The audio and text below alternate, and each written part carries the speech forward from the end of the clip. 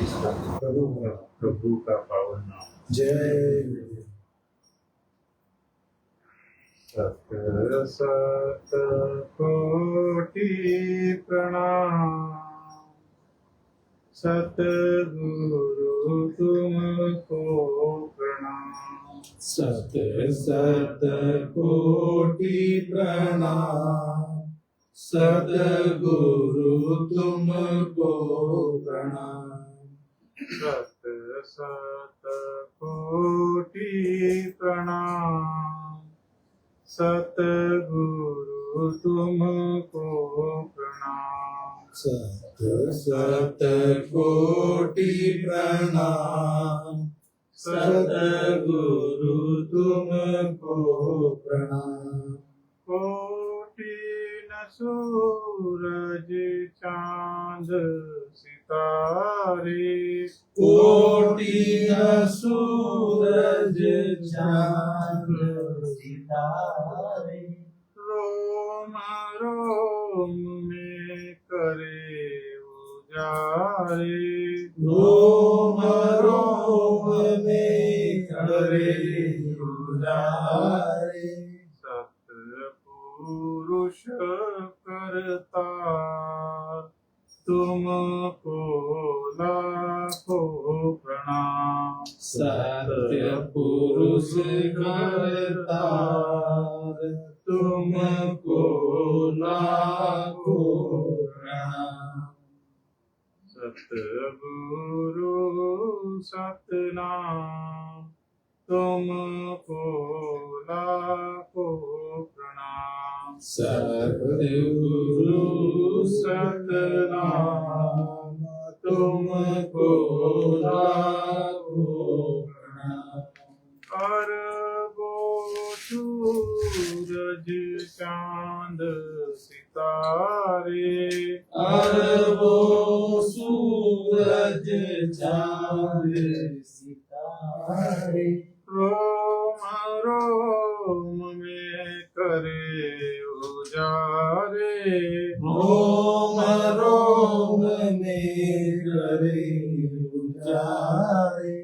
अलख पुरुष करता, तुमको लाखों प्रणाम। अलख पुरुष करतार, तुमको लाखों प्रणाम। सतगुरु सतनाम, तुमको लाखों प्रणाम। सतगुरु सतनाम, तुमको लाखों प्रणाम। खरबों सूरज चांद सितारे, लाखों प्रणाम। सतगुरु सतनाम, तुमको लाखों प्रणाम। सतगुरु सतनाम, तुमको लाखों प्रणाम। जय जय गुरुदेव। जय जय गुरुदेव।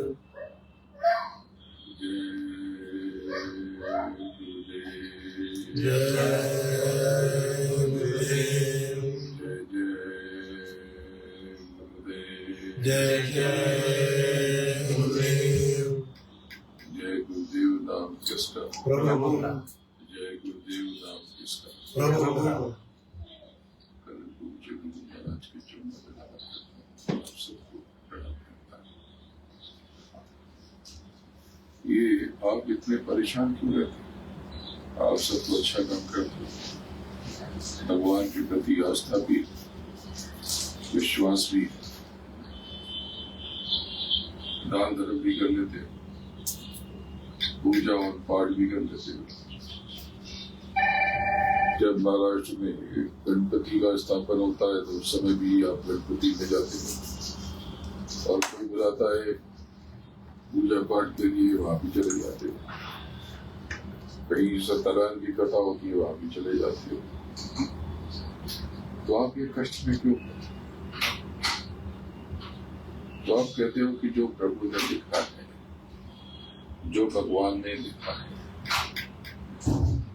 ये बात आप मुझे बताओ कि क्या भगवान पक्षपाती है? क्या भगवान दुश्मनी करता है, चीटिंग करता है कि उसका अच्छा और आपका बुरा करेगा? फिर ये क्यों होता है? हमारे जीवन में दुख क्यों आता है, कष्ट क्यों आता है, आपके जीवन में शांति क्यों नहीं? आप जानना चाहते हो तो बहुत अच्छे से समझो, संक्षेप में बताता हूँ कि यहाँ पर आप एक नियम से बने। जैसे ट्रैफिक का नियम होता है भारत में, बाईं तरफ से चलना। अगर आप गाड़ी दाहिनी तरफ से ले जाओगे तो ट्रैफिक पुलिस वहां पे अगर खड़ा है या कैमरे में आप आ गए तो आपके ऊपर पेनल्टी लग जाएगी। लेकिन अमेरिका में आप बाईं तरफ चलाओगे जैसे भारत में चलाते हो तो वहां का कानून अलग है। आपको वहां बाईं तरफ चलाने में पेनल्टी लग जाएगी क्योंकि वहां का नियम है कि गाड़ी दाहिनी तरफ चलानी। इसका मतलब कि हर जगह का नियम होता है, एक व्यवस्था होती है, कायदा होता है। उस कायदे के विरुद्ध आचरण करने पर सजा भुगतनी पड़ती है। तो इस जगत का भी कुछ नियम है। क्या नियम है? इस जगत का नियम है कि आप अच्छे से अच्छा करो, बुरे से बुरा करो। कर्म करने के लिए आप आजाद हो, मुक्त हो, स्वतंत्र। लेकिन फल भोगने के लिए आप स्वतंत्र नहीं हो। जैसा कर्म करेगा वैसा फल भी पाएगा। इतनी बात समझ में आ गई? लेकिन आप तो कहते हो कि हम तो किसी का बुराई नहीं करते। आपको ऐसा लगता है, आपको ऐसा लगता है कि हम तो कुछ गलत करते ही। अगर आप गलत नहीं करते हो तो ये दुख आ ही नहीं सकता। आप समझते हो कि हम केवल पूजा के नाम पे कहीं मोदक चढ़ा देते हैं, ठीक है जी? ठीक है, थोड़ा कम। अगर आप ये समझते हो कि हम पूजा के नाम पे मोदक चढ़ा देते हैं, कहीं पर धूप लगा देते हैं, धूपबत्ती अगरबत्ती और कोई दीप जला देते हैं, तो उससे कुछ हो जाएगा, उससे कुछ फायदा हो जाएगा? ऐसा बिल्कुल भी नहीं। ऐसा कुछ नहीं होने वाला। अगर आप समझते हो ये पूजा है और इससे सब कुछ बदल जाएगा, या कोई पोथी पढ़ लेते हो तो उससे सब ठीक हो जाएगा, तो ऐसा हरगिज नहीं, ऐसा हरगिज नहीं। ये क्या है? आज बहुत गहरे में समझाता हूँ, आज और बहुत सरल तरीके से समझाता हूँ। जैसे कि अमूमन हम लोग सत्संग करते हैं तो अभी यहाँ पर ये माइक लगाए, अब लेकिन जो लोग सुन रहे हैं उनको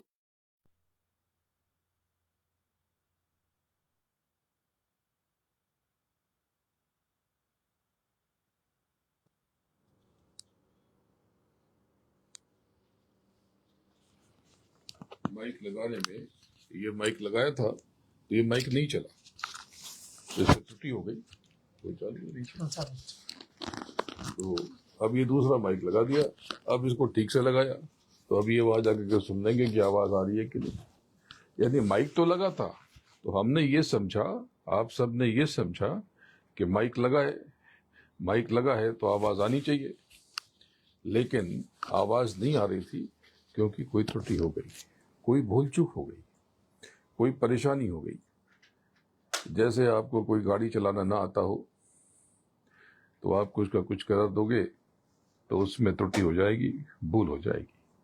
बस इसी प्रकार से इसमें भूल हो गई तो ये आवाज लोगों तक नहीं पहुंच पाई।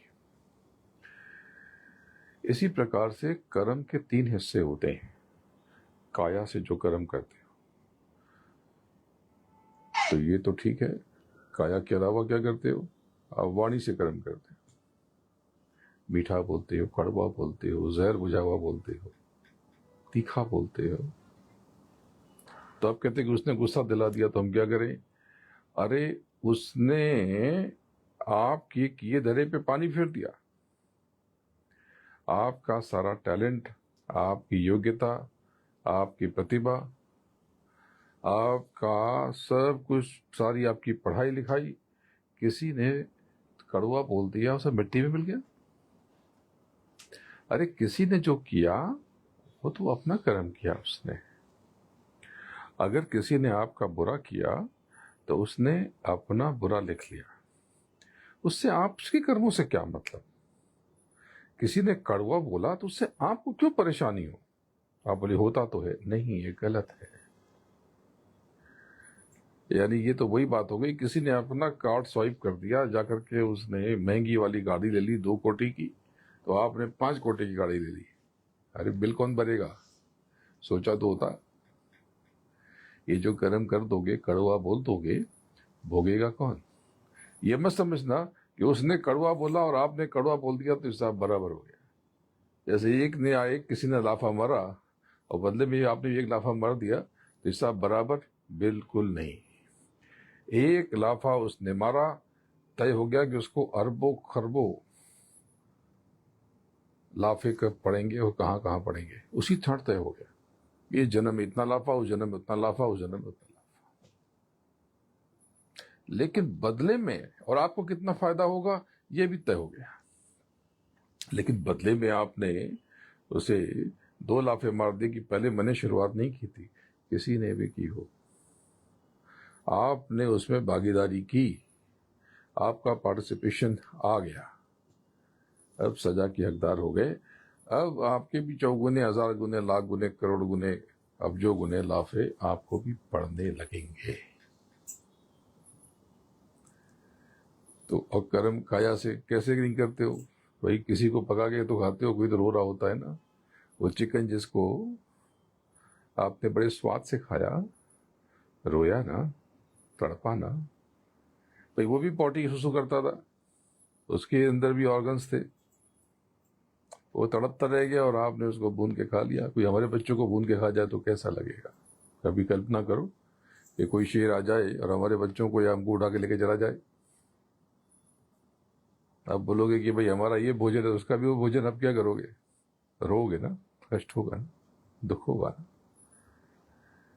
कभी वो मटन जिसको आपने कहा कि बस बढ़िया मटन करी खाई है, जरा उस बकरे की आंख में देखना जो कसाई के बाहर बंधा हुआ है, आंख आंसू रो रो के थक चुका है, निशान पड़ गया है, जाके देख लेना। और आपने खाया वो जिसका स्वाद ही नहीं है, स्वाद तो मसालों का था।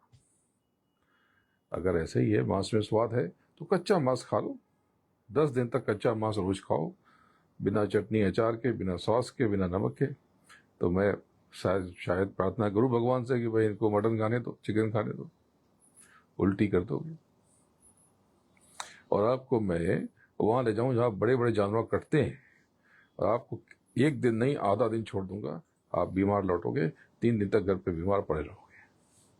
इतनी बदबू, इतनी रोने की आवाजें, खून ही खून चारों तरफ, देख के तड़प जाओगे। एक आपके पाले हुए पालतू कुत्ते को मार लग जाती है, घाव हो जाता है, तो कितने तड़पते हो, डॉक्टर के पास जाते हो, दवा लगाते हो, अपने से बढ़ के उसका इलाज करते हो, दुख होता है ना। ये भी तो कर्म है। तो जो आपने चिकन करी, मटन करी खाई, वो करी में स्वाद तो मसालों का था, उसकी जगह सोयाबीन डाल देते, मशरूम डाल देते, पनीर डाल देते, या ऐसी बहुत सी चीजें आजकल बन गई है, मॉक मीट यानी नकली मीट, नकली मांस, यानी वनस्पतियों से, सब्जियों से, सोयाबीन और दूसरे पदार्थों से वो बनाते हैं, वो पता बिल्कुल नहीं चलता, खाने में वैसे ही लगता है। यानी आपने 5 मिनट के स्वाद के लिए एक जीवन चक्र को नष्ट किया है। ये जीवन चक्र आपको लाखों बार, करोड़ों बार, अब्जों बार नष्ट करेगा। और जितना दर्द उसने सहा है ना, जो घबराहट, भय हुआ, पहले तो भयभीत हुआ ना, वो उसे रखा, उसके बच्चे मर रहे, माँ बाप मर रहे, उतने चिकन कांप रहे, सबको पता है कि उसका नंबर आएगा। विचार तो करो, कम से कम आपके अंदर विवेक है। अगर आपको ठीक लगता है तो क्यों नहीं मंगल को खाते हो, क्यों नहीं बृहस्पति को खाते हो, क्यों नहीं शनिवार को खाते हो, क्यों नहीं नवरात्र में खाते हो, क्यों सावन में छोड़ देते हो? आपको पता है कहीं ना कहीं कि ये गलत है, आपको पता है जो कर्म है ना ये लौट के नहीं आएंगे। दूसरा कर्म वाणी से करते हो, तीसरा कर्म विचारों से करते हो। पता नहीं मेरा क्या होगा, क्या होगा, क्या अच्छा किया है अच्छा ही होगा, अभी तक तो नहीं हुआ। ये तो वही बात हो गई, कल तो बैंक में जमा किया था आज ब्याज नहीं आया। कैसे आएगा? कल शेयर खरीदा था उसको तो इतना फायदा हो गया, हमको खरीदे हुए 1 हफ्ता हो गया अभी तक कोई फायदा नहीं हुआ।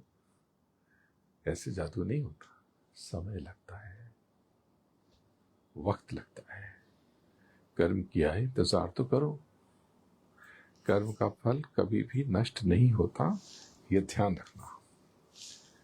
जो करोगे वो मिलेगा। तो पहला कर्म काया से तो आप अच्छे कर्म पे आओ, खान पान सुधार लो, विधि वही रखो, अंदर क्या डालना है, बहुत सी ऐसी साग सब्जियां, स्वाद वही आएगा। आप चिकन कोल्हापुरी खाओ और पनीर कोल्हापुरी खाओ या मशरूम कोल्हापुरी खाओ, कुछ ज्यादा फर्क नहीं है। आप पिज्जा खाते हो तो आप प्लेन मार्गरेटा पिज्जा खाओ, आप उसमें पनीर पिज्जा खाओ या चिकन पिज्जा खाओ, मटन पिज्जा खाओ, या कौन सा छोटी छोटी वो आती है बेबी कॉर्न पिज्जा खाओ, स्वाद में कुछ ज्यादा फर्क नहीं है। क्योंकि स्वाद तो चीज में, स्वाद तो जो सॉस लगाते हैं उसमें, स्वाद तो वो नीचे जो मैदे की ब्रेड है रोटी उसमें है। इसका कोई ज्यादा कुछ फर्क ही नहीं पड़ता। इसी प्रकार से जब भोजन बनाते हो उसका स्वाद मसालों में है, मसालों में स्वाद है।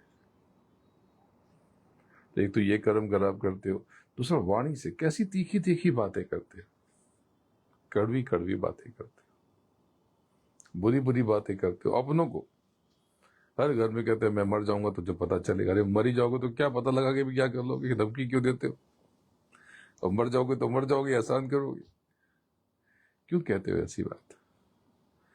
तो कहते हो कि जाके सुसाइड कर लेंगे, करके देख लो एक बार, बड़ा आनंद आएगा। अरे मरने के बाद इतना कष्ट होगा, अरे ये तुम्हारे अपनी संपत्ति थी जिसको तुमने नष्ट किया, उस मालिक ने दिया है। कौन हो तुम, who are you to destroy this property? आप कौन है जो इस संपत्ति को नष्ट करने वाले? आप किराए पे पिलाए, आपका है ही नहीं। आप इसमें आपको रहने के लिए दिया गया, यहां पर आप हो, ये हाथ आप नहीं हो, ये पैर आप नहीं हो, ये शरीर आप नहीं हो, आप इस शरीर में हो। जैसे कि घर में एक अलग अलग कमरे होते हैं, फिर बाथरूम में देखो नीचे एक कमोड होता है, पीछे एक लाइन गटर में जाती है, ऐसे ही हमारे शरीर से भी गटर निकलता है। ये भी घर है, इसमें आपकी आत्मा बंद है। सब कुछ वैसे का वैसे ही है। ये देखो कैमरे लगे हुए हैं, ये माइक है, ये स्पीकर है, ये आपको मिला है, आपका है नहीं। तो इसको नष्ट करने का अधिकार आपको नहीं है। नष्ट कर दोगे तो क्या होगा सुन लो, क्योंकि बचा हुआ जीवन कितना, 50-100 साल और जी लोगे, और क्या जियोगे? जिसकी उम्र 20 साल है और वो घबरा के आत्महत्या करना चाहता है, उसको जीना पड़े तो कितना जी लेगा? 80 साल और जी लेगा। जो 50 का है और जीना हो तो कितना जी लेगा? शायद 40-50 और जी लेगा। लेकिन जब आप इस देह को नष्ट कर दोगे तो आपकी इच्छाएं वही हैं, कामनाएं वही हैं, भूख वैसी लगेगी लेकिन भोजन वो नहीं है। आपको प्यास लगेगी, तड़प बहुत होगी, लेकिन ये पानी पी न सकोगे क्योंकि शरीर बदल गया, आप प्रेत योनि में चले गया। अब ये ऐसे तो 50 साल जी लेते, लेकिन ऐसे 50 लाख साल जीना पड़ेगा, 50 लाख साल जीना पड़ेगा। ऐसे ही तड़पोगे बिना पानी के। जरूरतें वैसे ही हैं, शारीरिक वासनाएं, कामनाएं, जरूरतें, भोजन की जरूरत, यौन की जरूरत, बाकी चीजों की जरूरत सब वैसे ही रहेगी। लेकिन उसको भोगने के लिए जो टूल है, यानी जो इंद्रियां हैं, वो नहीं रहेंगी। अब क्या करोगे? तड़पोगे। इसीलिए जो देखो जल देते हैं पितरों को, सब पितरों को जल की जरूरत नहीं होती। वो जो अकाल मृत्यु को चले गए उनको जल देने की विधा थी। वो भूत प्रेत थोड़ी बन गए सारे के सारे, लेकिन जो प्रेत योनि में चले गए उनके लिए व्यवस्था थी। अजीब अजीब चीजें, श्राद्ध का पक्ष चल रहा, अरे ये तो बहुत ऊंचा काल है। लेकिन आप क्या करते हो, वो एक भट्ट जी को बुला के, पंडित जी को बुला करके, भाई ये हम तो अपने पितरों को दे रहे हैं, वो देखो कौआ आके खा के चला गया। तुम्हारे पितर कौआ हो गए क्या? कैसी बात सोचते हो? बोले वो आए और लेके चले गए। अरे पशु पक्षियों को भोजन करा, ये तो अच्छी बात है, लेकिन सबके सब पितृ जो है, पितृ क्या होता है और प्रेत क्या है? इस देही से जब बाहर निकलते हो ये देह खत्म हो गई, यानी ये होटल से बाहर निकले, अब होटल का लॉक की काम नहीं करेगा, अब ये पराया हो गया, ये तो खत्म हो गया। अब आपको जो टेम्परेरी हाउस दिया गया, अब गाड़ी में बैठ गए, बस में बैठ गए, जहाज में बैठ गए, या टेंट में बैठ गए, या बाहर नीचे लॉबी में बैठे, टेम्परेरी हाउस वो प्रेत योनि है। लेकिन टेम्परेरी से परमानेंट में जाओगे, किसी की बस 15 मिनट के बाद है, किसी की बस 15 घंटे के बाद है, किसी की बस 15 दिन के बाद है। अगर बीच की व्यवस्था ना हुई तो यूं ही बेघर रहना पड़ेगा कहीं पर शेड के नीचे, तो वो योनि प्रेत योनि है। और जैसे ही आप अपने डेस्टिनेशन पे पहुंच गए, दूसरी देह में पहुंच गए कर्मानुसार, अब फिर से आप वो पितृ हो गए। पितृ उसको कहते हैं, यानी अब वो एक शरीर में चला गया। अमूमन सभी लोग 3 दिन से 13 दिन में, जो 13वीं करते हैं, मतलब 13 दिन में चले ही जाते हैं, जब तक प्रेत योनि में न गया। प्रेत योनि में गया है तो भूख प्यास लगेगी, मुख्य रूप से प्यास बहुत लगती है, और वो पानी पी नहीं सकता है क्योंकि मुख नहीं है उसके पास, और प्यास वैसे की वैसे ही, गला सूख रहा है उसका। तो ये जो आत्महत्या की बात सोचते हैं, अरे इतना बड़ा अपराध है कि कर लोगे तो याद करोगे गुरु जी की बात और पछताओगे जीवन भर। मतलब जितना समय, कितना, ये जीवन तो 40 वर्ष में खत्म हो जाता, तो 4 लाख साल तक जीना पड़ेगा। ऐसे भी प्रेत मैंने देखे हैं। अभी यज्ञ हुआ था तो उसमें कुछ प्रेतों ने बताया कि हम तो, ये जो राम का अवतार हुआ था, इसके पहले भी राम का अवतार हुआ था करोड़ों अरबों साल पहले, तो हम तब से। तो फिर यज्ञ में उनको आहुति दी गई और उनको फिर गुहार लगा करके, प्रार्थना करके उनकी मुक्ति की व्यवस्था की गई। तो आप जानते नहीं हो, कल मैंने एक कथा सुनाई थी परसों, पर वो माइक साफ नहीं था। तो कथा ऐसी है कि एक सच्ची कथा है ये, कहते हैं सच्ची कथा है। एक खाड़ी के देश में एक सुल्तान था। वो कहीं पर गया तो उसे छोटा सा अजगर का बच्चा मिला। उस अजगर के बच्चे को उसने पाल लिया, अच्छा लगा, रंग वंग सुंदर लगा, और धीरे धीरे अजगर का बच्चा बड़ा होता गया और वो बहुत बड़ा फिर हो गया, 15-20 फीट का हो गया।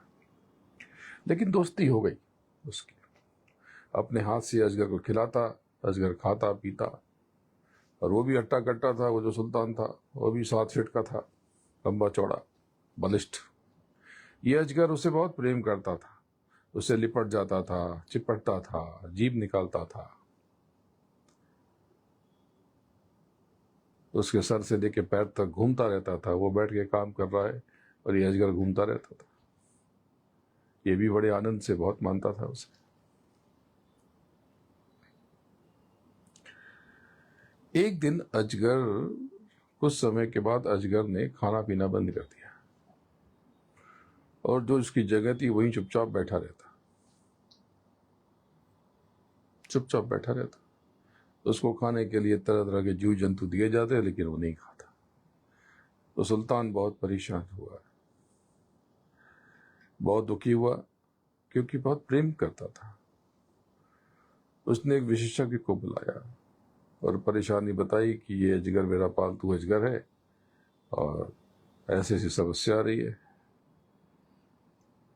तो उसने मुआयना किया, बहुत गंभीर हो गया। उसने कहा कि महाराज, कुछ दिनों से क्या अजगर आपको बहुत प्रेम करता है, आपको अपने आलिंगन में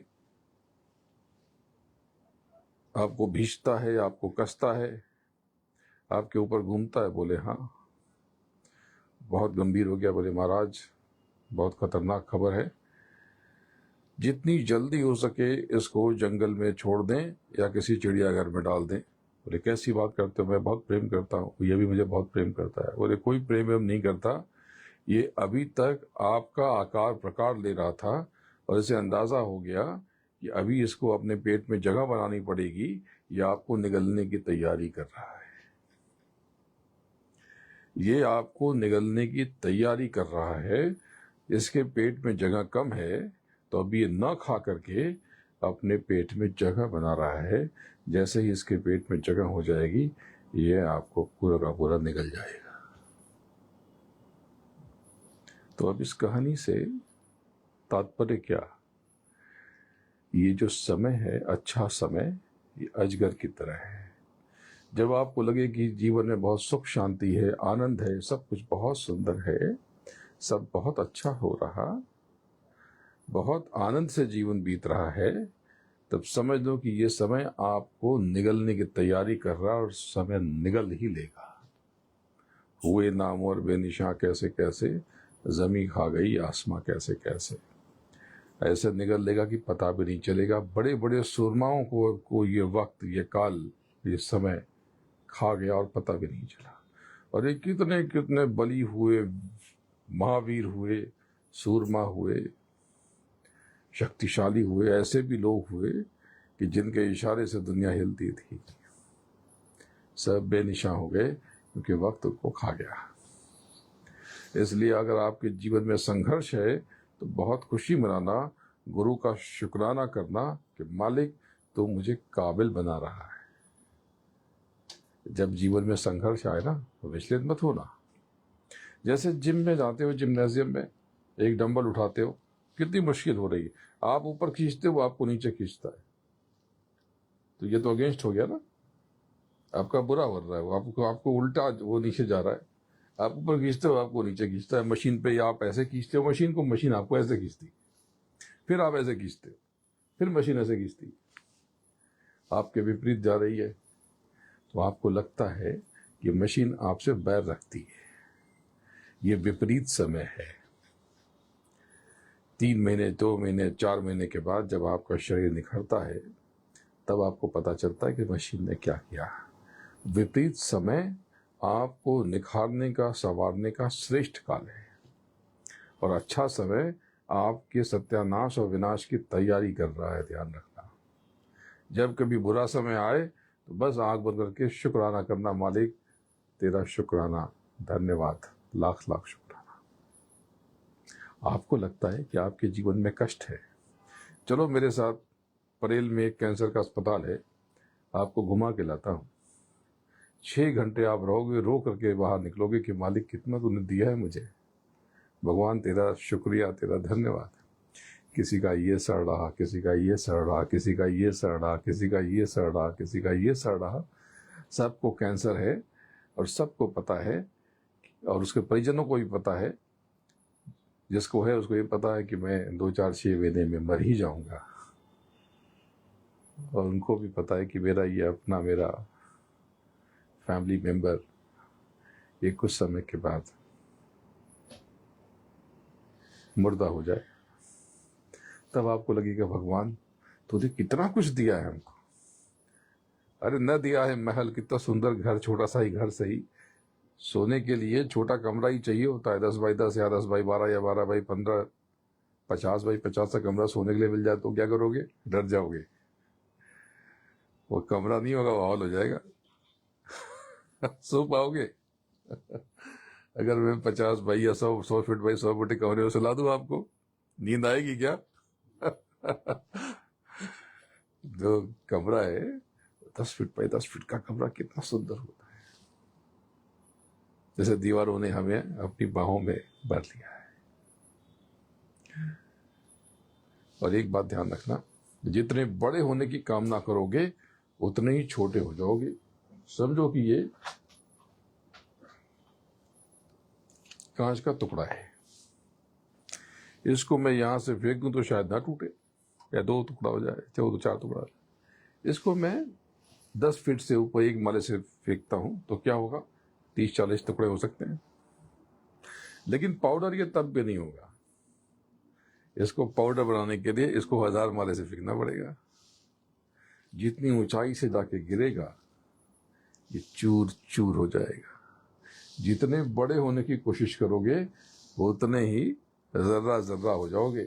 इसको यूं समझ लो कि मान लो आपने व्यापार किया, मान लो आपने कोई कारोबार किया, तो आपको कितने का नुकसान हो जाएगा? 10 लाख, 20 लाख, 50 लाख, 1 कोटी, 2 कोटी, 5 कोटी, 10 कोटी। आपको किसी उद्योगपति की तरह 10,000 या 50,000 कोटी का लॉस तो नहीं होगा, क्योंकि उतना बड़ा काम ही नहीं है आपका, उतना बड़ा आपका कारोबार ही नहीं है। लेकिन अगर आपका कारोबार 50 कोटी का होगा तो आपको 100 कोटी का लॉस हो सकता है। जितने बड़े बनोगे उतने ही चूर चूर होने की संभावना बहुत है। ये छोटी बड़ी मूंगियों को देख लो, ये कौन है? ये इतने छोटे कैसे हो गए? ये सब राज्य महाराजे थे, ये सब बड़े बड़े लोग थे, बड़े बड़े मंत्री थे, बड़े बड़े संतरी थे, बड़े बड़े अधिकारी थे, बड़े बड़े सेनाध्यक्ष थे, जिनके इशारे पे करोड़ों लोग स्वाहा हो गए, मर गए। अब जो अरबों अरब, यानी 1 अरब नहीं, 1 अरब, 10 अरब नहीं, 100 अरब नहीं, 1000 अरब नहीं, लाख अरब नहीं, करोड़ों अरब नहीं, 1 अरब अरब भी नहीं, अरबों अरब योनियों तक वो कीड़े मकोड़े रहेंगे। छोटे कैसे हुए? छोटे बड़े अपराध तो गाय भैंस बन जाते, कुत्ते बिल्ली बन जाते, लेकिन कीड़े बन गए। जो लोग कहते हैं कि मरने के बाद किसने देखा, कैसे नहीं देखा? ये ऊपर कौवे दिखाई पड़ रहे, कबूतर दिखाई पड़ रहे, गाय भैंस कुत्ते बिल्ली दिखाई पड़ रहे, कैसे नहीं दिखाई पड़ रहे आपको? आप देख ही नहीं रहे हो, आप देख ही नहीं रहे हो। जो कुछ भी मालिक ने दिया है, परमात्मा ने दिया है, एकदम आराम से रहो, बोलो शुक्रिया, धन्यवाद, शुक्राना, बहुत अच्छा है। बहुत शिकायत करोगे तो वो छीन लेगा। अच्छा मुझे बताओ, आपके पास, सबके पास तो घर पे काम करने के लिए कोई ना कोई आता ही है। साफ सफाई के लिए मान लो नहीं आता किसी के यहाँ, लेकिन अगर आता है, मान लो 2 काम वाले आते हैं आपके पास, दोनों को एक ही पगार देते हो।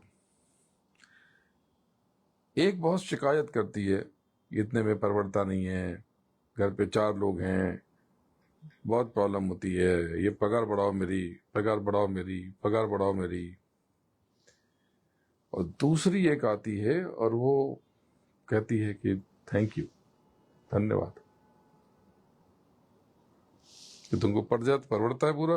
बोले हाँ 4 लोग हैं, आराम से हो जाता है, बाकी आपकी दया है। उसके घर में भी 4 लोग, उसके घर में भी 4 लोग, एक रोती रहती है और एक आपको कहती है शुक्रिया, धन्यवाद। अब आपको देने का मन है कुछ एक्स्ट्रा, तो किसको दोगे? उसको दोगे क्या जो शिकायत करती है? नहीं, इसको बिल्कुल नहीं दोगे, ये रोती रहती है। आप किसको दोगे? जो कहती है शुक्रिया मालिक, बहनी शुक्रिया, थैंक यू, शुक्रिया बाबू, थैंक यू। जो आप में विश्वास प्रकट करता है, वो कहता है आपने बहुत अच्छे से रखा है, उसको और देने की इच्छा होती है। आप बाजार से गए और आपने कोई साड़ी खरीदी, एक को दिया और कोई कह रही है ऐसी कैसी, क्या मैं तो ऐसी थोड़ी पहनती है, दोबारा दोगे उसको? अरे वही दूसरे को दिया, बोले कितना अच्छा लेके आया, सेम टू सेम है। तो अब आप किसको दोगे? जिसने आपके दिए हुए का आदर किया है, उसको ही दोगे ना। और जिसने निरादर किया है, बोलो इसको कुछ देने का ही नहीं है कल के, आज के बाद मनाने तो दिवाली अपना, करे दिवाली खुद ही है। ऐसे ही अगर उसको आप शिकायत करोगे, हमें क्या मिला है, कैसा घर मिला, मेरे घर वाले अच्छे नहीं है, मेरा हस्बैंड अच्छा नहीं है, मेरी वाइफ अच्छी नहीं है, मेरे बच्चे नहीं सुनते, वो बैठा है, छीन लेगा तो? जिससे आपको शिकायत है, उस प्रभु ने आपकी सुन ली और कहा कि चलो हटाओ, तुमको ये बेकार आदमी लगता है, हटा देते इस आदमी को, आप क्या करोगे? बाप रे बाप, सोच भी नहीं पाओगे। लेकिन आप कहोगे कि नहीं सब अच्छा है, थोड़ी परेशानी पर तो ठीक कर देगा, सब ठीक हो जाएगा। जीवन कैसे जी रहे हो, यही तो कला है। आपको सांस लेना सिखाऊं, छोड़ना सिखाऊं, ये थोड़ी जीने की कला। ये है जीने की कला, ये आध्यात्म की शुरुआत है, बुनियाद है। जो मिला है शुक्राना, थैंक यू, बहुत अच्छा है। और ये केवल भगवान से नहीं, घर में भी कहो। पत्नी ने खाना बनाया, बोले बहुत अच्छा बनाया, दिल से, क्योंकि सुबह से लेकर शाम तक उसी में लगी थी। ऐसे तो हर घर में प्रॉब्लम यही है, सुबह से लेकर परेशानी यही है कि क्या खाओगे।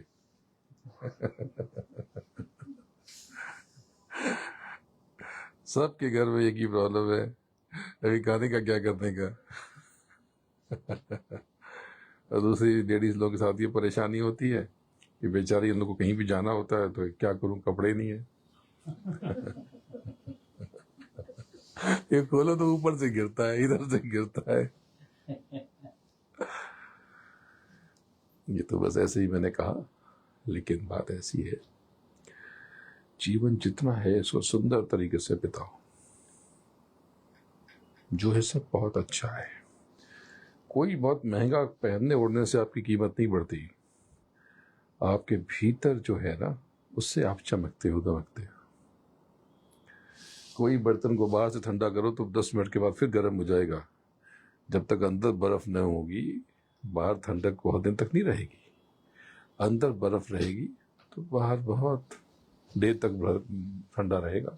ऐसे बहुत से लोग हैं जो बहुत साधारण कपड़े पहनते हैं लेकिन बहुत सुंदर लगते हैं। ऐसे बहुत से लोग आपने देखे होंगे, एकदम सादे कपड़े डाले हैं लेकिन बहुत सुंदर लगते हैं। और ऐसे लोग भी देखे होंगे, बहुत महंगे महंगे कपड़े पहने हैं और बहुत बेकार लगते हैं। बड़े महंगे महंगे हीरा मोती पहने, यहाँ तक सोना पहना, ये लंबा मंगलसूत्र पहना है, बिल्कुल भी अच्छा नहीं लगता। इसलिए सुंदर होने का एक सूत्र सिखा देता हूं, सबको सुंदर समझो। कोई बुरा है ही नहीं, बुरा जो देखकर मैं चला, बुरा न मिला कोई, अपने भीतर देखा तो मुझसा बुरा ना कोई। और बार बार मैं यही बताता हूं कि जब बोलो तो ऐसा बोलो कि मजा आ जाए, लोग कहें कि क्या मानुस है।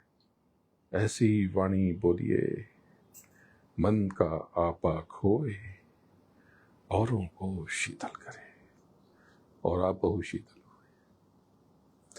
कोई शिकायत मत करो कि उसने मेरे साथ कैसा किया, मैं बचपन से ये सह रहा हूं, ये सह रही हूं, मुझे क्या क्या झेला है, तुमको क्या पता। ऐसा कुछ नहीं झेला आपने। अगर आप ये सोचते हो तो आपकी सोच में परेशानी है। हमारे एक प्रेमी सोमनाथ भाई मुझे ले गए आदिवासी इलाकों में, नंदुरबार के आदिवासी इलाकों में मुझे लेके गए। और वहां पे लोगों का रहन सहन देखा तो कितनी मुसीबत में, कितनी, केवल मिट्टी का घर, एक छोटा छोटा घर, उसी में खाना, उसी में नहाना, उसी में रहना। एक मेरे पास में आया और उसने मुझे 5 रुपए की सेवा दी। मैंने देखा तो नोट तो वो आज चलती ही नहीं है, ऐसी नोट, वो बहुत फटी हुई, एकदम गली हुई, 25 साल पहले वाली नोट।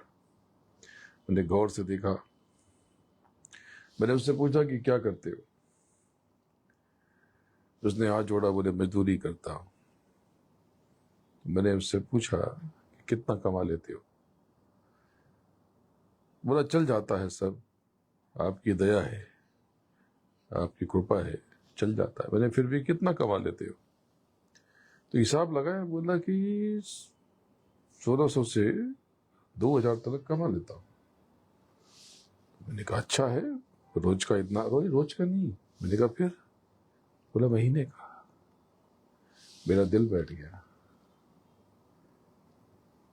इस संसार में ऐसे भी लोग हैं, इस हिंदुस्तान में, जो महीने का 1600 कमाते हैं, 1500 कमाते हैं, 2000 कमाते हैं।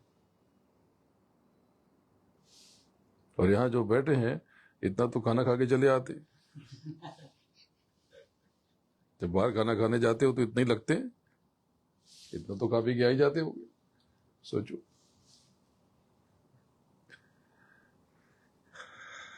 हमें मालिक ने क्या दिया है हमें इसका अंदाजा ही नहीं है। हमें जो मिला है उसकी खुशी नहीं मनाते, जो नहीं मिला उसका रोना रोते। ये तो बेईमानी है। एक बार भी नहीं कहते तूने बहुत दिया है। सुबह उठते ही शुक्राना कभी नहीं कहते कि बहुत दिया है। सुबह उठते ही आई बाबा से कहते कि तूने कितना अच्छा जीवन दिया है। अपनी पत्नी को पति को कहते कि तेरी वजह से कितनी सुख शांति। कभी कहा है? कभी नहीं कहा। कभी नहीं कहा। क्यों नहीं कहा? उस पत्नी को क्यों नहीं कहा जो अपना घर छोड़ करके आई है सर्वस्व तुम्हारे लिए, सुबह से वो क्या काम वाली है?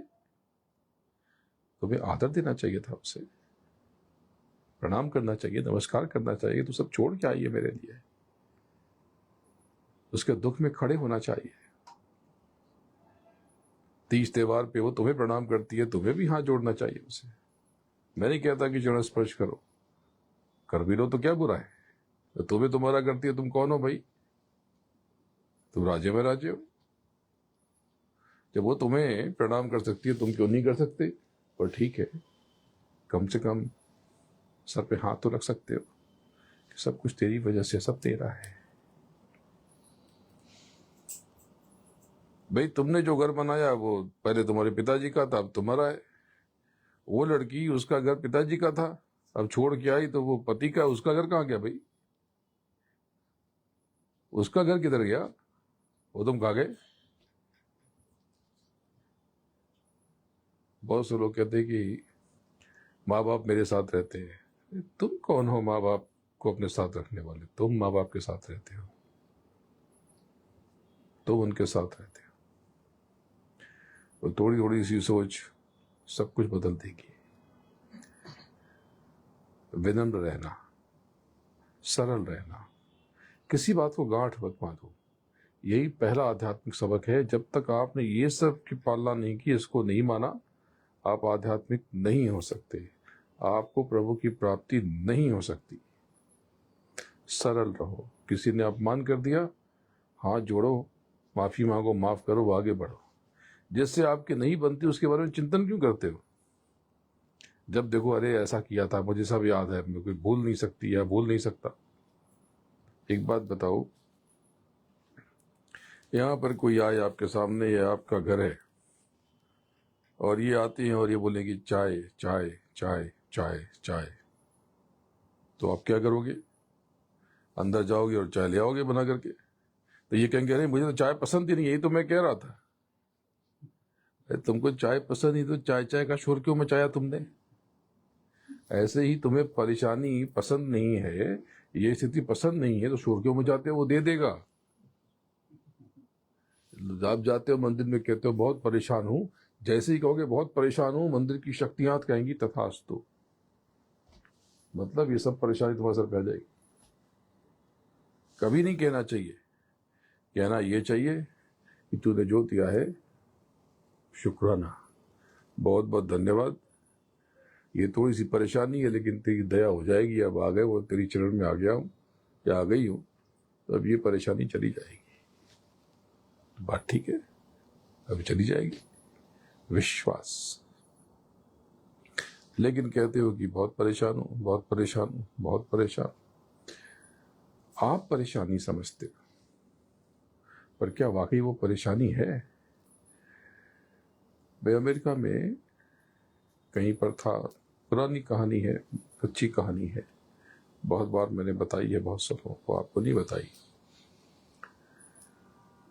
तो उनके यहाँ पर मैं था, उन्होंने मुझे भोजन दिया, मैंने भोजन ग्रहण किया। उन्होंने पूछा कि कैसा है भोजन, कैसा है खाना? मैंने कहा बहुत अच्छा है, बहुत स्वादिष्ट है। और मैं फिर ऊपर अपने कक्ष में, अपने कमरे में चला आया। कुछ देर के बाद उन्होंने कहा कि अंदर आ जाएं क्या? बहुत गुस्से में थी। मैंने कहा आ जाइए। दरवाज़ा खोला उन्होंने और अंदर आई, बोली कि मैं आपसे, मुझे बात नहीं करनी, मैं बहुत नाराज हूँ। मैंने कहा क्या हो गया? उन्होंने कहा मैंने आपसे पूछा कि खाना कैसा है, आपने कहा कि बहुत अच्छा है, और ये दाल में तो नमक ही नहीं है, ये दाल में तो मीठ ही नहीं है। मैंने कहा तो इससे खाना खराब हो गया क्या?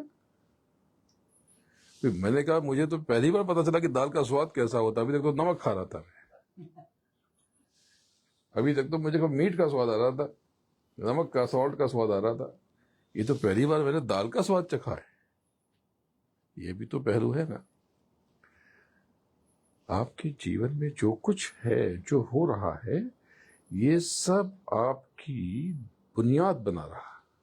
अगर आपके जीवन में कुछ भी अच्छा नहीं हो रहा तो तैयारी करो, अब इसके ऊपर बहुत अच्छी इमारत बनेगी। बस सुबह उठते ही मुस्कुरा के उठो, उठते ही सबसे पहले अपनी हथेलियों का दर्शन करो। पहले तो हाथ को ऐसे हल्का सा रब कर लो और फिर ऐसे ढक दो,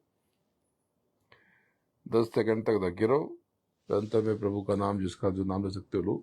नहीं तो सबसे बड़ा नाम और सबसे शक्तिशाली जो मंत्र है वो जय गुरुदेव, जय जय गुरुदेव। इसमें जय है। जय जय जय करते हो तो तुम्हारी विजय हो जाती है। अभी एक राजनीतिक दल ने मुझसे कहा कि कुछ, मुझे कहा गया कि कुछ लिख दे आप। तो मैंने कहा जय जय लिखो। तो उसमें उन्होंने लिखा जय हो, जय हो, जय जय जय हो। और अभी चुनाव हुआ और राजनीतिक दल को ऐसे वोट मिले कि सामने वाले विरोधियों का सुपड़ा साफ हो गया।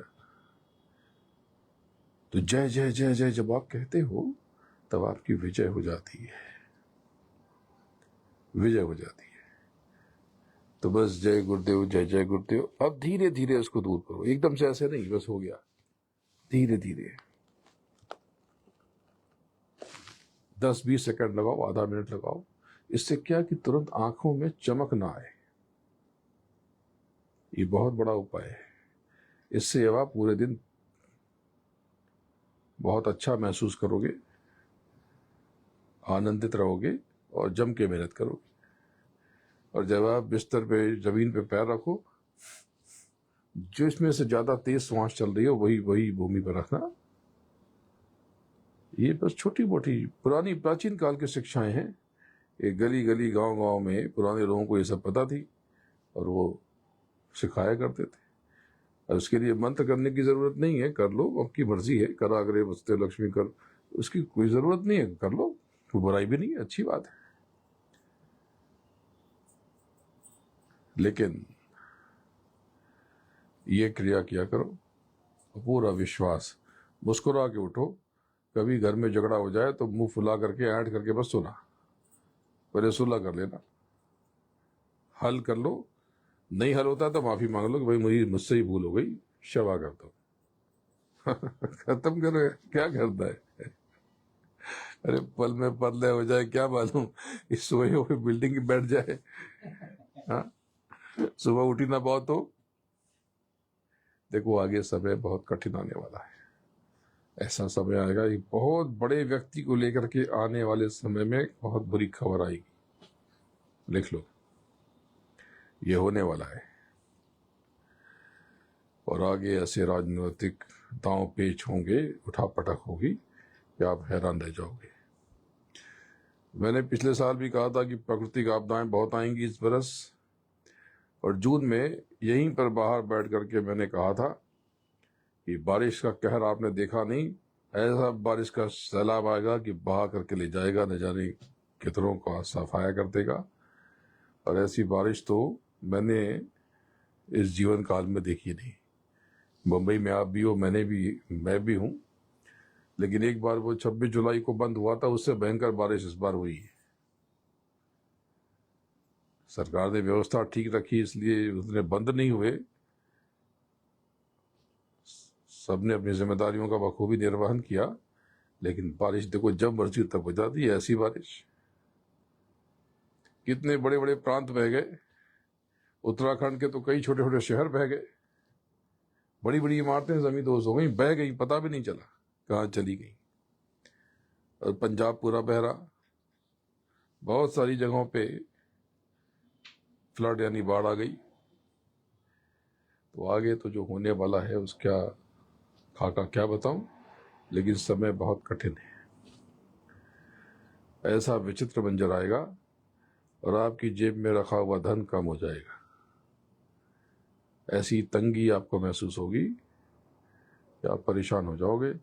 लेकिन उस प्रभु पे, उस मालिक पे, उस सदगुरु पे, गुरु महाराज पे यकीन करते रहोगे तो समय अच्छा या खराब पर आपको कुछ भी नहीं होगा। तो चलो आप सब आ गए, इसी बारे सत्संग हो गया। आप सबको प्रणाम करता हूँ, गुरु महाराज के चरणों में नमन करता हूँ। जय गुरुदेव, जय जय गुरुदेव।